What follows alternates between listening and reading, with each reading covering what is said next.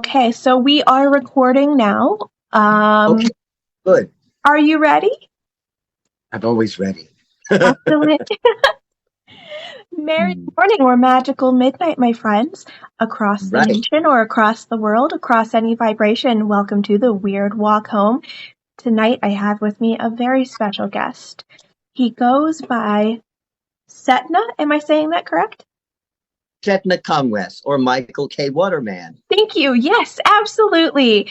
And he is a man of many stories and many talents, here to grace us tonight with some of his own stories and beliefs about Native American spirituality.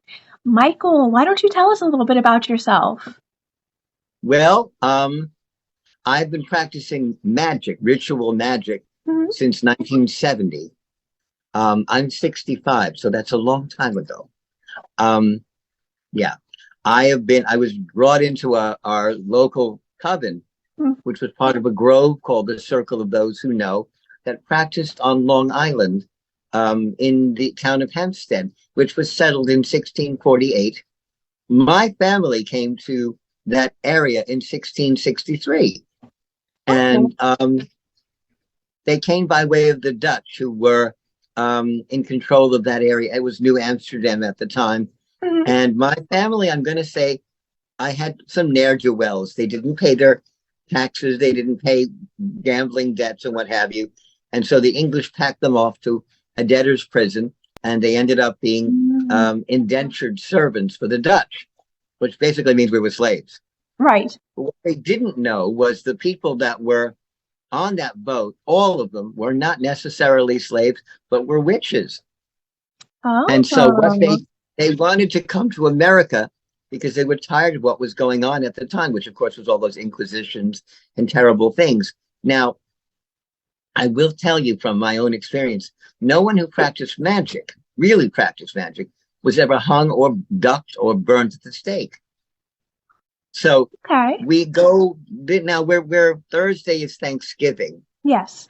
and I was saying last night to you, some of it really ticks me off Mm-hmm. because you had a bunch of people who were Puritan, who were escaping, religious intolerance, and they got to Massachusetts and also Virginia, and with the Dutch, New York, Hmm. and they were intolerant of the people, the indigenous people, because they weren't Christian, Right. and so they had to deal with that.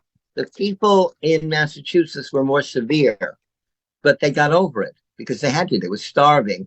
They had a Hmm. terrible voyage. Hmm. But I don't think people should start taking a voyage on the Atlantic in the hurricane season, which is what they did. It was in October, and Yeah. They arrived in around, I think, early November. But most of them had, quite a few of them had died already, and so they ran into the indigenous people that were living there, and those particular people had not seen, like some of the others in Nova Scotia and in Hmm. Canada, Vikings, so they didn't see them yet. So they didn't know what the heck these white people were, and they looked bedraggled and what have you. And so, although the Christians were getting, oh my God, or literally, oh my God, these Right. people are savage. These people are savages, which was not true. Somebody said, well, they're alive, maybe they can help us, and so they begrudgingly decided to see if these people would. And the Native American people said, these poor people are beaten to crap. Let's go help them. And so they worked them through, and they got through the first winter. Hmm. And the reason we have Thanksgiving is that people, the survivors in 1621, actually, um, came, and they were thanking the people that had survived, the people that had helped them. And so the tribe came, and they had all the table, and they taught them about turkeys. Turkeys are Native American birds. They're Mm. not they Okay. don't have them anywhere else in the world. So they brought them turkeys. They had potatoes. They had corn. And they had things they didn't eat. I don't. Um, Mhm. and we brought them things that they could learn about. The English brought bread pudding, which is what we have as stuffing. They I didn't know, love you know, stuffing. It doesn't love me, but I love me a good stuffing. I make really cool stuffing, kiddo. I mean, Thank very good you. stuff. You'll I have to do. tell me about it. I use sage and but pepper and salt and what have you. I have Mhm. three different kinds of croutons in there. Ooh. I use cranberries and raisins, sunflowers, and then it gets weird. Then I have pieces of Italian sausage, onions, and Oh peppers. my. So it's a really savory, complex dish. I like Very, that though. very savory. Yeah, my stuffing is very savory. It comes from both of my family sides. The Austrian side used the Italian sausages. The English side made the red pudding, Oh, and that so we makes have sense. and we stuff potatoes in the birds. That's Native American to Oh, drink up the grease. oh. I'm gonna In have to England, write they that down. in England they use apples, Hmm. and you can't eat those because they're disgusting. But a potato that has been roasted in turkey fat tastes great.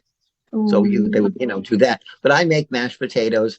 I make mixed medley of vegetables, and of course I've already made two pumpkin pies, and I have a Dutch apple that will be. It's not mine. It's Mrs. Smith's. I'm not going to lie. It's in there. But I have. I hear she cooks well too. I don't know. She's been around. I don't even know if this poor lady's alive anymore. But Yeah, I'm anyway, not sure. the people that were practicing magic at the time, Hmm. and we're talking before Crucible nonsense and all that went on. That was 1696. I was in the play. I know. Um, a witch playing Reverend Paris. That was kind of fun. Talk about irony. Well, and they were afraid, Michael, can you do the Lord's Prayer? And I'm pagan. I said, which Lord? Right, right. I So, think yes, that's of a course. fair question. But the witches in the area got hold of the medicine men and the chanting women of the tribes, and they intermingled ancient Druidic and Mhm. Celtic and Viking lore, magical lore, with the Native American. Hmm. And so for the first time, people that were white people were using, dream catchers, and they made poppets. They made them in England, but they Hmm. didn't make them at corn husk. And the Native American witches taught them make those spirit dolls out of corn husk Hmm. and then burn them. So that was kind of interesting.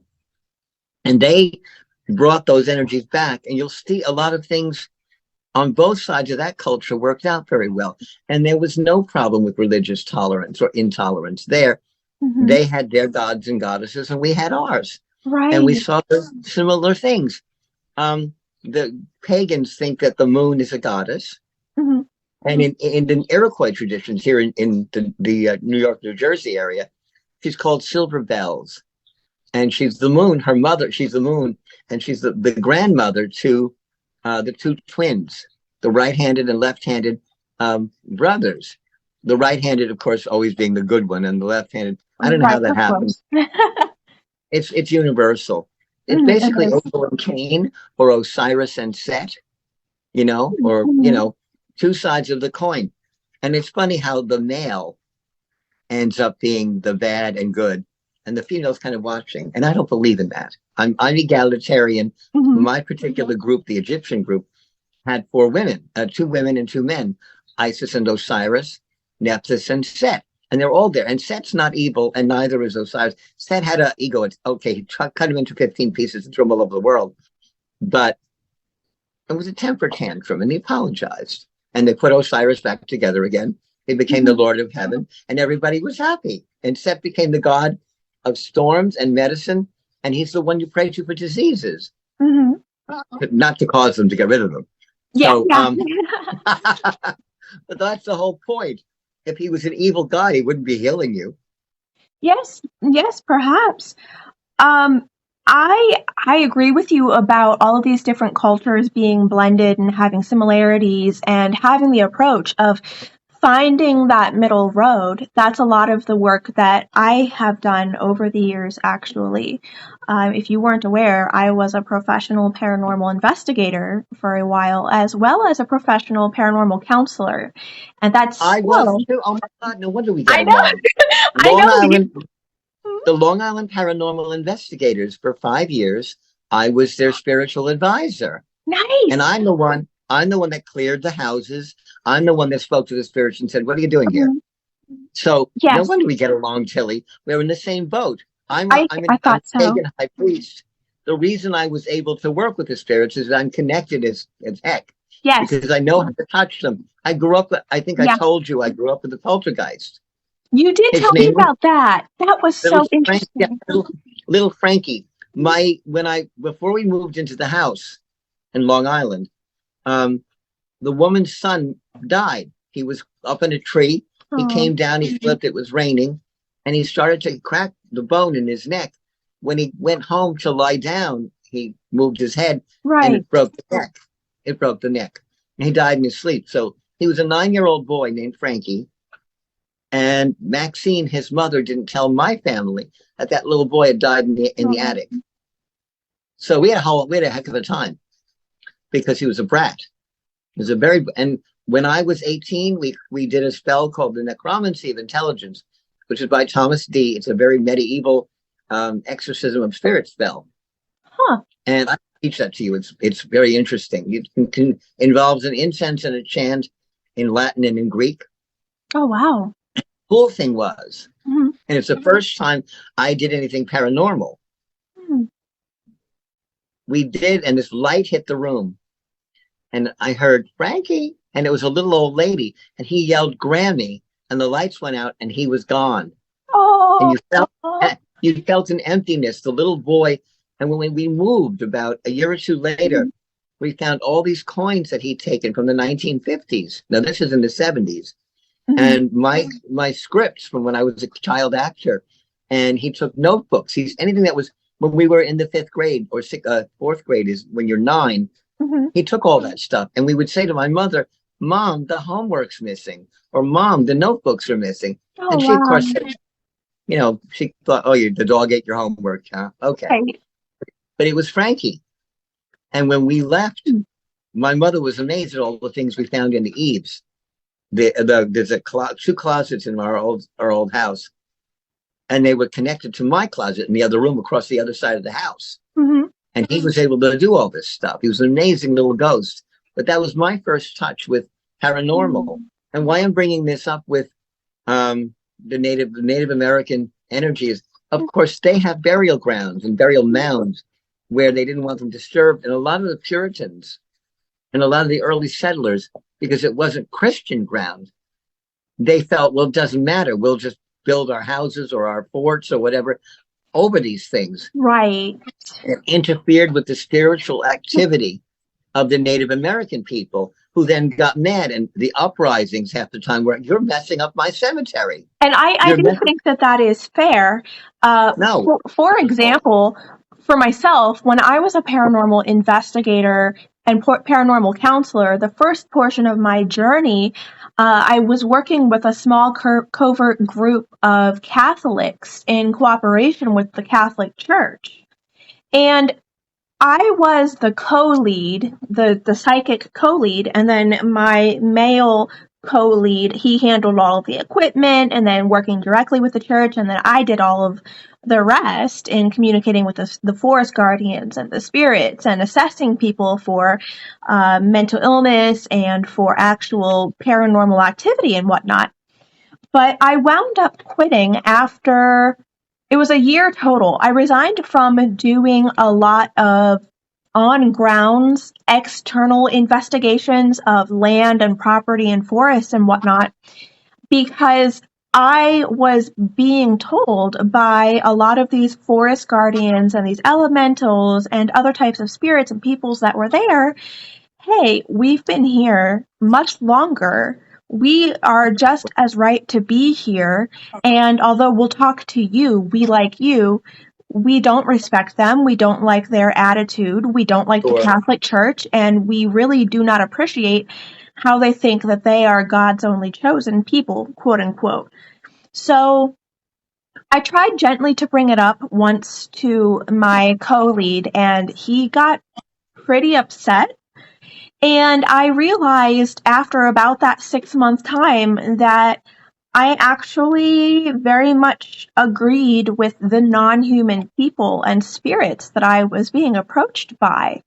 So I wound up just kind of quietly quitting that portion of it, and I spent another 6 months doing what we used to joke and call as exorcism light type assessments for the Catholic Church. But when it became clear to me that most people just wanted the ego boost of saying I'm having these things target me and I'm special, basically, and they were enjoying all the attention from the Catholic Church, and then you've got this paranormal team and you've got this psychic and whatnot. It just reminded me of a complete circus, and I realized that these people didn't want to get better. So I wound up quitting after a little over a year because of all of these factors. And then I realized that the Catholic Church, at least the local church that I was working with at the time, they were very much feeding into some of these people's issues. So, as I understand base human nature and psychology, that hypocritical attitude, that superiority, that tribalism is pretty much a part of base human nature.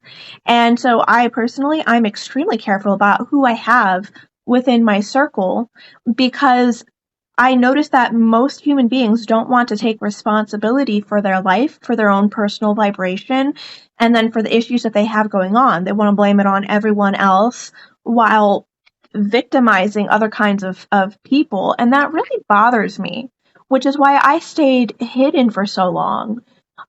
Without Tim talking to me, helping me with this new show, helping me to navigate the public landscape, I was not planning on ever coming out and doing anything again because, like what you were talking about with the Native Americans and then the Europeans that came over, it's a constant embattlement. So and for me too, I'm diagnosed as being neurodivergent, so I'm kind of funky. I don't think like most other people. I don't understand. I have a lot less emotion. So some people think of me as being kind of like soulless or creepy or whatever. And yeah. I don't see you that way at all. And I I see you as a very bright spirit who's incredibly intelligent and very sympathetic to the other side of the world, the other side of the blackboard, I call it. Yeah. You're like you remind me of Ariel, the spirit. Aw. You can be in the physical plane, but you're also got one foot in the spiritual plane, the Mhm. etheric plane, and I see that. Yeah. Growing up as a witch, it was very hard. My poor mother and father decided, because my mother, I'll make you laugh because I do that. That's my way. My mother was brought up probably Methodist, and my father was Polish Catholic Mhm. and a Polish Catholic and Episcopalian. Anyway, they had a problem with getting different traditions for the marriage. So my mother and father, when they moved from Brooklyn, they came to a town called Uniondale, which is a coven instead. My aunt was the high priestess, by the way, in the Okay. area. I didn't know this. My father didn't know this, but my grandfather, who was her brother, did know this. Anyway, my mother passes a church called Grace Lutheran, which is on Uniondale Avenue in Uniondale. And she says, "Oh, that's a cute church. Let's join it." Whether or not it was their sect or what have you, it was just she liked what it looked like. So that's pretty superficial and funny. Yeah, yeah, And that is. I became, I went to Sunday school. I did the nativity play. That was Joseph, by the way. And it was a whole silly thing. And I totally didn't feel connected to that religion. Mm. When my aunts and my grandfather and everybody started talking to me about Merlin and all of those things and ancient Egyptian hieroglyph, that resonated with me. And when I joined the coven, I was about 12. I was called a neophyte, and my book is called Neophyte Flight, which is like what it's like to grow up as a witch, as a man. Okay. Anyway, I told the Reverend, I won't give his name. That's not nice. He's probably dead anyway. But that I was an altar boy and I was an acolyte. I lit the candles and things, and I said we were going to be confirmed a Lutheran, which of course I didn't believe in. Mhm. And at the interview, they have to have an interview with you before you're in. I told him, I've been working with a coven also. I was trying to see if he'd save me or whatever it was. I was 13 or 14. I said, I've You been were working with edgy, huh? I'm working with a coven, and I'm going to be initiated in a couple of weeks. And this was near what we call Beltane, May Day. Mm-hmm. And that was also after Easter, and that the church was going to make us become Lutherans. So the pastor took my hand and said, Michael, there's no such thing as witches. And I'm thinking, I've got a whole coven neighborhood and family that are witches. What do you mean there's no such thing? And he said, well, they don't fly in brooms. I said, nobody said they did. And he goes, and they don't do this, that, and the other thing. And I said, well, wait a minute. Some of it you do actually do. And he didn't understand. And that was the thing. The people, going back to Thanksgiving, the people that were practicing magic, witches that were in that area, real ones, and I don't mean the crucible nonsense, communed with the Native American medicine men and the Chantish woman and the shamans, and they got along just swimmingly because they understood that their religion and their religion were coordinate, and that they understood when we had in England fairies and elves, that they had wood spirits and elementals, which you know because you work with them all the time. I'm reading you. I can see it. You know about air and fire and earth elementals. I get elementals in my kitchen. They knock everything over. Earth elementals are mischievous as hell, you know. And because I'm a 7 planet Virgo, so they're attracted to my earth energy. And the people that came over that were magical peoples were aided by the Native Americans because, of course, it was their land and they knew how to deal with things better. Well, the Christians had the hardest time because they didn't believe in any of this stuff. They kept saying there's no such thing. It's all nonsense. And then they'd have a spirit running the house. And of course, anything to do with spiritual energy for Christians at the time was the work of the devil. Right. I don't have to believe in a devil. That's not in my religion. I don't believe in that. So I'm thinking, what are you doing? And the Native Americans had a negative spirit who was not necessarily a devil, but like the original way that the Jews thought of the devil as an advocate, a person that would see how far you can go before you fall. Yeah. And that's what Lucifer was about. The light bearer bringing you into the light. And I don't believe it was thrown out of heaven. I don't believe in all that nonsense. I think heaven's not a parking lot called heaven. I believe that this energy, they were equal, male and female, sort of a more fatherly. Yeah, but I don't believe that that's an evil being. I think it's a lot of nonsense. But the Native American people had the same thing, and there was the high gods and goddesses. The moon was in Long Island and Brooklyn, Long Island and New Jersey and Connecticut. The moon goddess was Mama.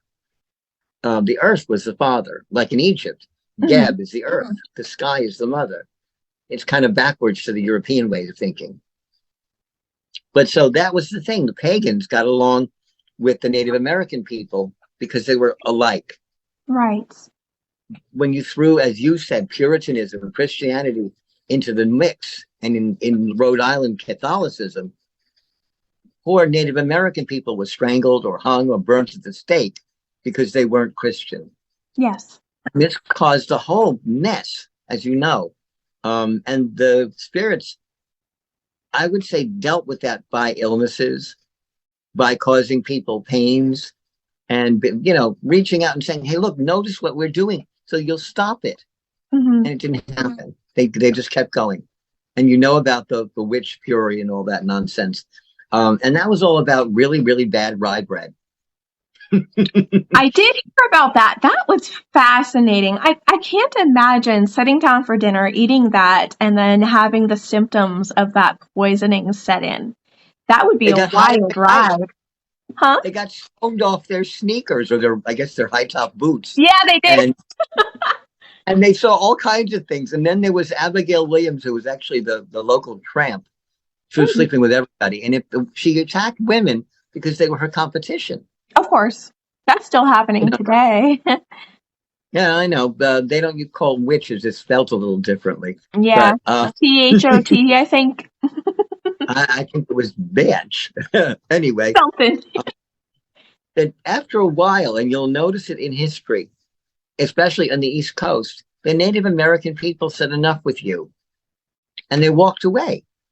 It didn't happen so much in the plains and so much in South. The Seminole Indians in Florida had very almost 200 years of war with the Spanish, and then later the English. So it wasn't a very good time because they weren't giving up.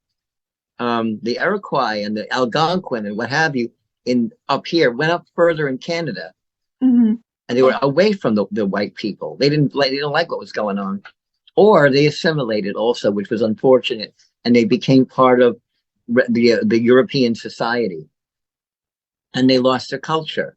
Yeah. Now I'm very much a culturalist. I get mad. I am creating something called the Center for Ancient Knowledge. I want to know the folk tales. I don't know what my grandmother, who was Polish, I didn't know what her ancestors worshipped. What was it? Stuffed peppers and kielbasa? I don't know. But I want to know. I want to know what gods and goddesses she worshipped. Right. Others people are Austrian. I believe they worship the Norse and the Germanic. I don't know though, and I want to know. So I'm creating I guess, a repository of folklore, of knowledge, of artifacts, and things that will help people understand pre-Christian traditions. When we're done here, would you mind sending me that so that I can post it in the description box of this episode?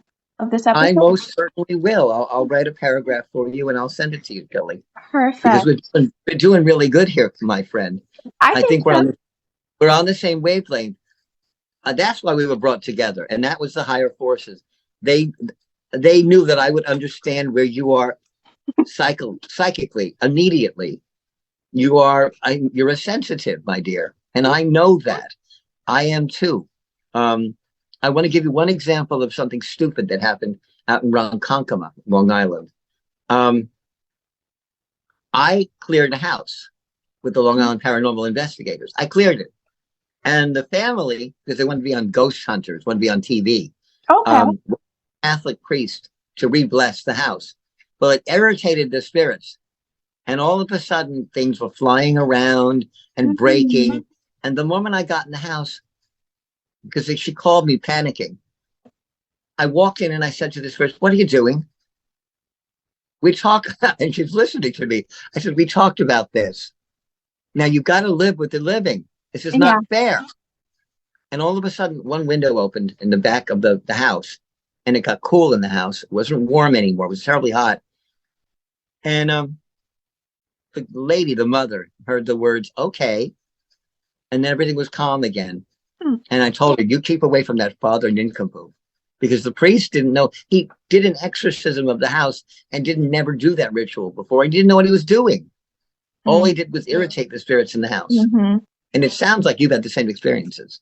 I have. For myself, I have watched a lot of blunders in my time within the Catholic Church, and then even working with some pagan groups in the past. And I just came to realize that, at least for me and how I work, I don't use any rituals or incense or anything of that nature. And I don't force anyone to do anything. It's building a relationship with whoever is there, whether it's human, fairy, or anyone else. I personally don't care. I treat everyone exactly the same unless I know that I'm dealing with someone who has a specific genetic type of language and society, like the fairies do. Or human people have a very different language and genetic society structures, and so I just flow in between them. But my morals remain the same in that I never try to force anyone to do anything. So for myself, I rejected a lot of what the Catholics wanted to do, and even the pagan groups and the banishing rituals and whatnot. And I've had the most success just in talking to these spirits or these fairies or whatever, whomever they may be, just one-on-one, and then we would just cut a deal. That's literally it. There was no drama. There was nothing exciting going on. And then as long as both parties kept to the deal that I would broker for them, everyone was happy. The issue came, though, that most of the time human people would not keep to any deal, and then when I would come back, it would be twice as bad, twice as stressful. And again, this is why I wound up quitting. And I found that I don't like to do a lot of this work anymore because, quite frankly, I don't think that most human beings are mature enough as individuals to keep their promises, to do as they say as they do, and to make sure that they are treating everyone equally and with respect and integrity. So I'm a traitor, quote unquote. Well, for the most part, look, I believe in reincarnation. Mhm. And I think I've had good lives and some very bad lives. And I think that's why I'm still here. I think I had a lot to learn. And I think that's the problem with humans, that they Mhm. don't realize they've got a lot to learn. The earth is Right. a classroom, as it